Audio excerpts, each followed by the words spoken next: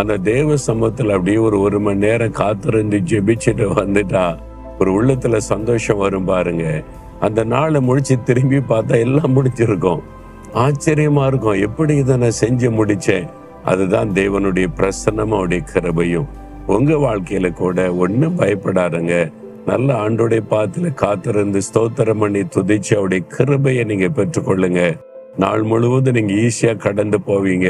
இந்த நாளின் இரவு நேரத்துல திரும்பி பார்த்தீங்கன்னா எல்லாமே நேர்த்தியா முடிஞ்சிருக்கும். அதனால கலங்காதபடி, ஆண்டவரே நான் இப்பவும் கூட சந்தோஷமா இருக்கணும், இந்த காலையில உம்முடைய கிருபையினால் என்னை திருப்தியாக்க சொல்லுங்க ஆண்டவரை பார்த்து. ஆண்டவரே, இந்த அதிகாலை நேரத்துல என்னை திருப்தியாக்கும், உம்முடைய பிரசன்னத்தை நான் நிரப்பும், உம்முடைய கிருபை என்னை தாங்கி நடத்தட்டும். நீர்தான் எனக்கு எல்லாமே.